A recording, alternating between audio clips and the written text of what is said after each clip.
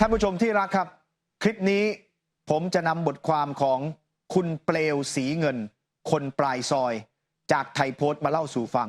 เป็นบทความที่พูดถึงสถานการณ์ชายแดนไทยกัมพูชาในบทความที่มีชื่อว่าวันเกิดไทยวันตายเขมรโดยบทความนี้กล่าวถึงความขัดแย้งทางทหารบริเวณชายแดนไทยกัมพูชาโดยเน้นย้ำถึงความเข้มแข็งของกองทัพไทยและรัฐบาลในการปกป้องอธิปไตยและผลักดันผู้รุกรานออกจากพื้นที่เนื้อหาชี้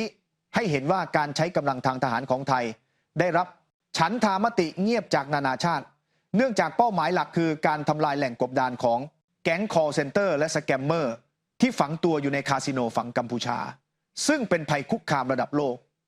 ภาคส่วนต่างๆมองว่ารัฐบาลไทยดำเนินนโยบายได้อย่างชาญฉลาดในการผสานภารกิจ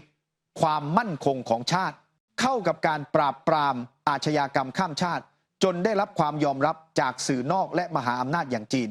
สรุปได้ว่าปฏิบัติการครั้งนี้ไม่ใช่เพียงการรบเพื่อดินแดนแต่เป็นการกวาดล้างขบวนการผิดกฎหมาย